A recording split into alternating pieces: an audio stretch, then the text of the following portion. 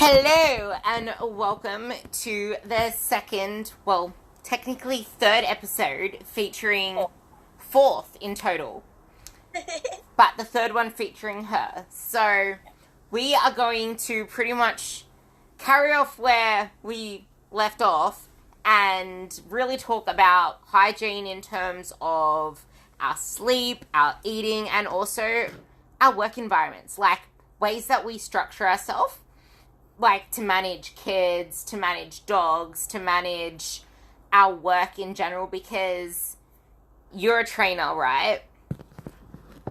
Yes, she's a trainer. I'm a coach. We have our clients to assist, which are pretty much like our kids as well. And we also, on top of that, have continued education to do. We have a list of our chores to do as well. So it's all about pretty much how we manage ourselves so that we can actually be in a position to manage our clients as well as the other things around us, which we think will really benefit you. Because yeah, I think there'll be a lot of applicable stuff because there are so many things that people overlook, and especially when it comes to your gut health. And that's just a little teaser because everybody's got this hype about gut health. But yes, so okay, let's kick it off then. So, I think we ended the last episode particularly talking about kind of our physical hygiene practices, so sleep hygiene, like nutrition planning, like all of that stuff, didn't we? yes. Should we start with that? Is that the... Yeah. Start with that. We want to working practices at the end. Yeah. Especially because you're so big on sleep, your sleep hygiene. So I can talk on this for hours. I won't, but it is one of my favourite subjects. I read so much on sleep when I was a newly qualified trainer, and it really had a big impact on how I kind of shaped my working practice with clients. How I even do things like how I raised my child, how I manage my own sleep, rest and recovery, particularly in competition cycle, which I'm in now, so it's really important. So it's been one of my kind of big centerpieces of managing clients and managing their ability to apply themselves to my coaching programs, nutrition, etc. So sleep and recovery, as we all know, is really important for you to see progressive gains from your training and from your diet. she doesn't just mean gains in terms of muscle. She means all-round gains. Yeah, exactly. So mental capacity, ability to maintain working relationships, to maintain home relationships, to apply yourself to your physical training and have the energy to do it, etc. So sleep and recovery is massively underrated. A lot of clients at the initial consultation phase will say, I don't sleep very much, or I don't sleep very well.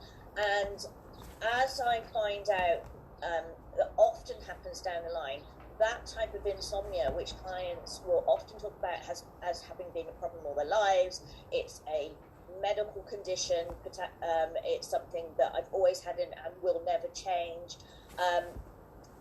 changes pretty rapidly when you put hygiene practices in place. Now, I'm not saying it's a fix-all for everyone, because obviously there are conditions out there which mean that sleep and insomnia are a real problem. However, these things can apply to a more general population, and with consistency will hopefully help you achieve better rest and recovery time, which means you're more able to apply yourself in your training, your physical gains, and your mental capacity during the day in your working practice. So the first thing that I say about sleep is, particularly if you're an insomniac, is you need to clean up your sleeping environment.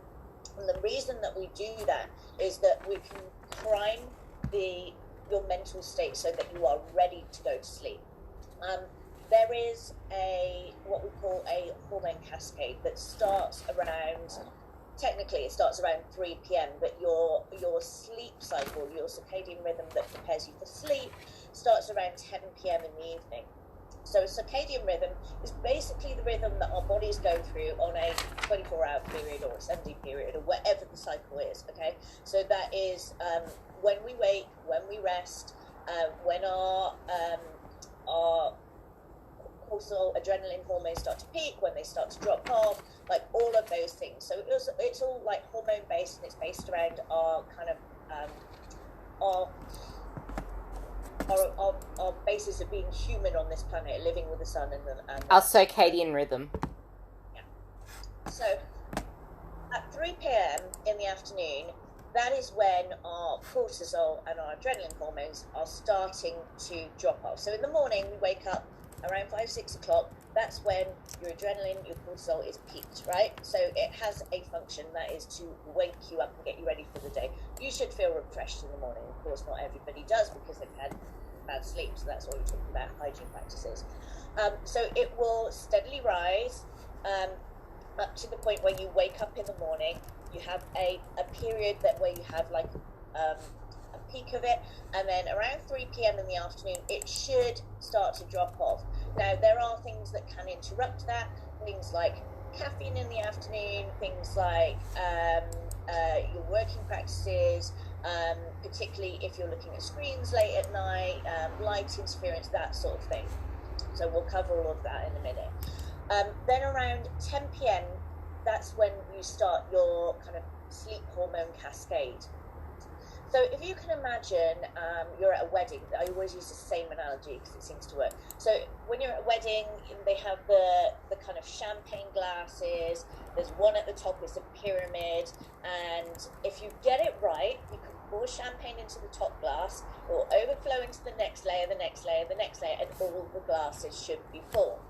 Now, if one of those glasses is out of place, just one, then either the whole stack is going to fall over completely, or you're going to find that some of the glasses are overfull, some of the glasses are half empty, some have nothing in, and you get this kind of mismatch. So not everything is optimal for your sleep. So that's basically how the hormone cascade starts.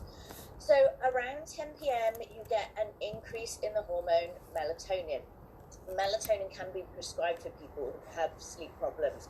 Particularly, you find it prescribed for children who have ADHD, and that is to help their cortisol and adrenaline drop off at night and help them get into that kind of sleepy, ready for bed kind of mood. So melatonin peaks between 10 p.m. and 2 a.m. So you have 4 hours of kind of optimizing your sleep hormone. Though those 4 hours are crucial, because the more you cut into that 4 hours, the less production of melatonin you're going to get. Melatonin is a very fragile hormone. So melatonin is produced under very specific circumstances. So for peak production of melatonin, it needs to be dark, pitch black.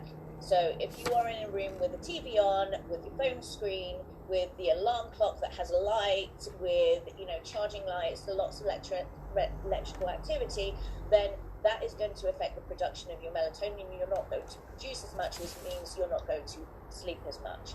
So a pitch black room is essential, which is why I use blackout curtains in both my room and my child's room, always has done. And there is a rule in my house, and I have had this rule for as long as I can remember. There has never been a TV in my room, never, and there's never been a TV in my child's room either. If there are phones in there, they go on flight mode, they are off at night. They're not on silent, they're not on vibrate, they are off. There is no way of a message getting through at night, because you don't need someone to message you in the middle of the night. Okay, there may be particular circumstances where there is an emergency going on and things are slightly different, but for the most part of the time, you don't need someone calling you at 2 a.m. or texting you or whatever, because they're up watching. Hi, baby! Sorry, my son's just woken up. So between 10 p.m. and 2 a.m., you want to maximize your dark period. Melatonin is produced in pitch black, and we need that darkness to be able to produce it with our bodies, otherwise you're not going to get an optimal production. So the other things you need are, the room needs to be cool. So like a cave, you need a source of fresh air, so the window should be open, no heating on, make sure that you don't have too many blankets or too little blankets. You need to be comfortable, and ready for sleep. Your room is for sleeping at this point in time. It is not for watching TV, doing work, etc., etc. So in preparation for that, we need to make sure that we have a relaxing environment. So you haven't taken the laptop to bed to finish off some work. You're not on Facebook. You're not on Instagram. You're not on social media. You're not, messaging like your friends about the latest gossip. You can do all that before bed, not in your bedtime preparation time. Lots of people like to use an app. I use Calm. It's brilliant. They have lots of celebrities on the Calm app. There are loads and loads of sleep stories. There's meditation music. There's things like 7 days of calming anxiety, 7 days of mental fitness preparation. There's loads of stuff on there, but they have really good variety, so you can listen to something different every night. There's travel stories, there's fictional stories, there's children's stories, you name it, it's on. This is Jack. You name it, it's on there. So that's a really good way if you find it difficult to prepare yourself for bed and you feel like you need to be doing something. The Calm app, tell you a story, listen to something, is a good way of getting yourself into that kind of preparation for sleep. So we've taken the screens out of the room. Your room is pitch black.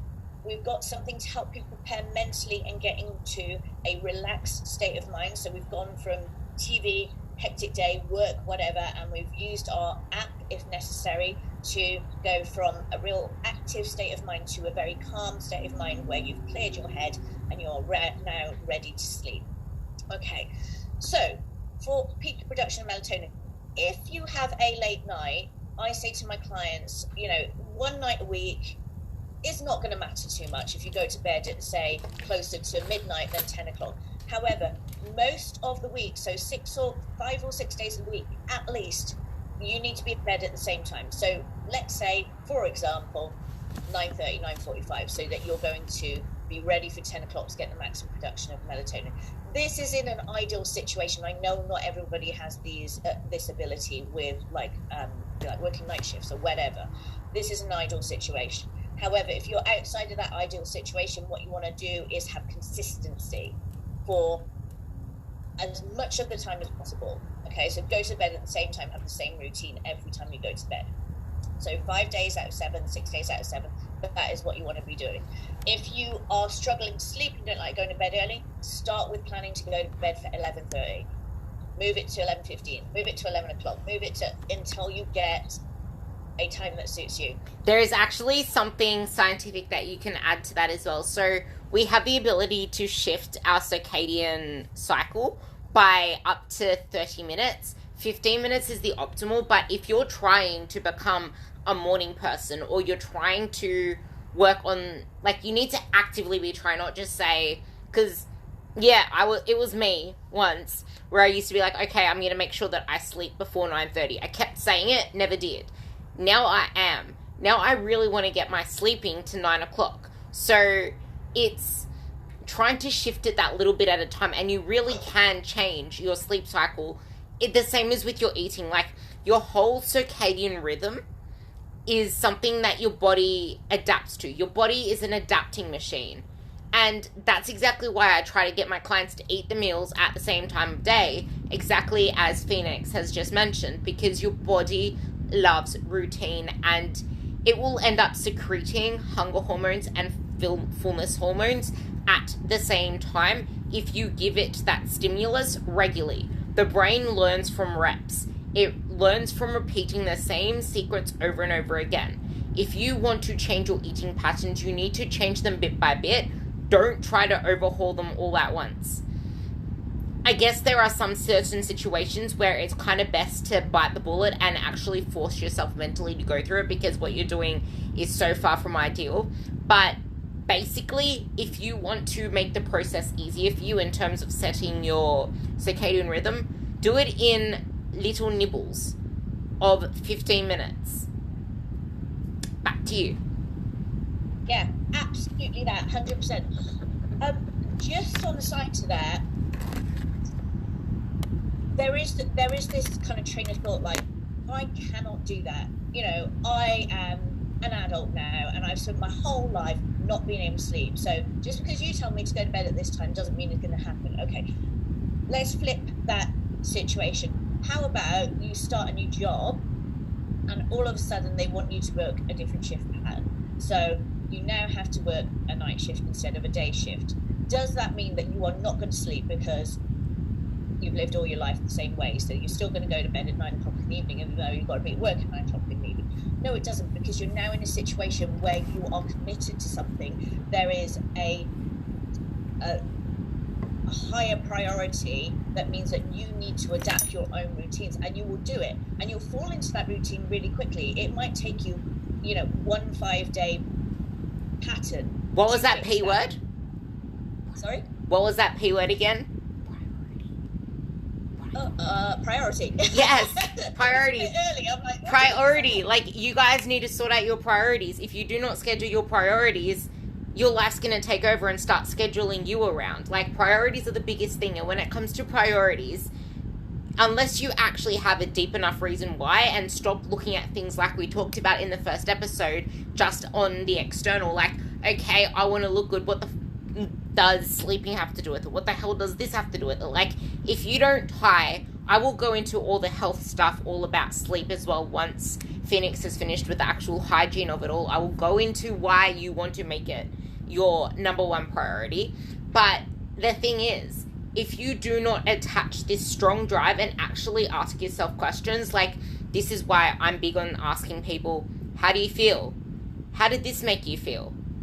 Okay, and how would you usually feel? Like, you don't want to feel like a friggin' zombie walking around and feel like you're letting yourself down. You need to do exactly what you told yourself you're going to do, but you need to make it manageable. So, get your priorities straight and align them with the person you want to become. Because sometimes we need to actually have a foot literally up our bum to make us move. But, a lot of the time, we're not going to be ending up with 3 different jobs forcing us to shuffle our life around. Like, you need to do it yourself. Yeah, absolutely. And we're going to come on to that in a bit as well, because I was asking Ruby about how she has changed her lifestyle to manage her priorities effectively, because Ruby is such a busy person. Like, the amount of stuff that I see you put out is ridiculous. So we'll come to that in a minute.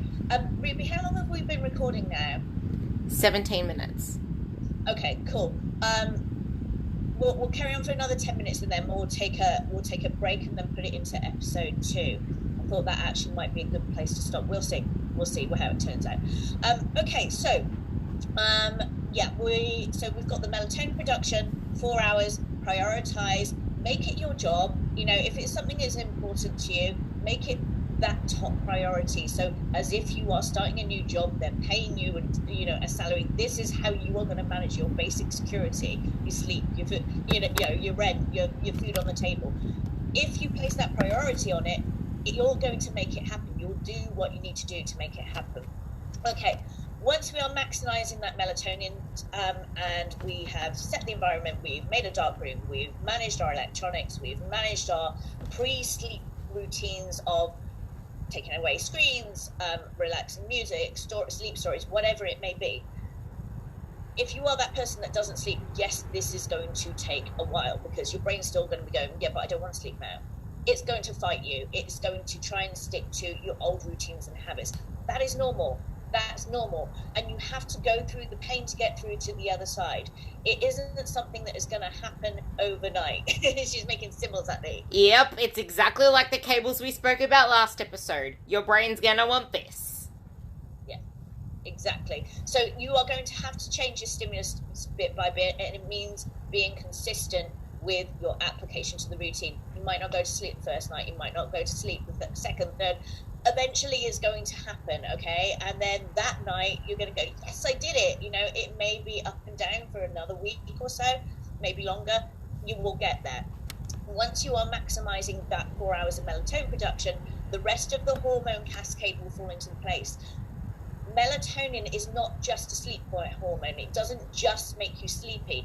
It triggers a cascade of what happens next with the other hormones in your body. So during the night we have a replenishment of the hormones that we've used up in the day. You know, we've got like lots of organs, and all the hormones have different functions in the body. So you've got different glands. You've got your pituitary, you've got thyroid, you've got your you've got your pancreas. You've got like loads of different endocrine cycles going on. So that manage different parts of you. Some manage stress, some manage hunger, some manage your energy levels, some manage your reproductive cycle. There's lots and lots of things going on there.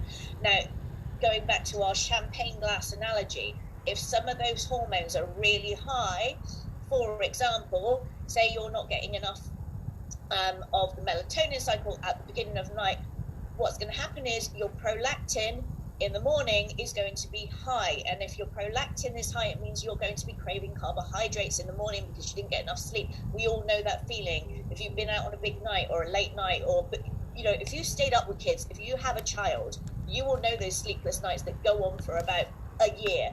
And you know how hard it is to manage your hunger the next day. You crave carbs all the time because your body is in survival mode. So managing that sleep cycle, doing those small things, because in the grand scale of things, the things I'm asking you to do are small. You know, the dark room, the going to bed at the same time, the you know, using some kind of app to get you into a sleeping frame of mind. Those are small things to help you manage things that will override you in the morning. So if your prolactin is high, you're going to crave carbohydrates.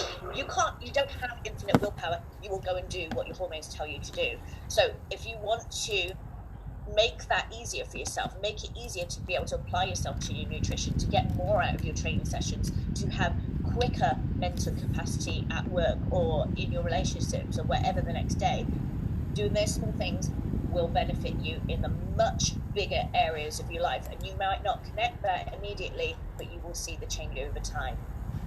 Yeah, so that's pretty much touching on a lot of the things. And she did mention prolactin, which is released by the pituitary, but that is only a little bit of the whole puzzle if you zoom out and look at the health implications of not enough sleep. If you're someone that tests your blood glucose levels, you will realize that even one night of poor sleep can lead to increased insulin resistance for not only that period in the morning, but for pretty much most of the day.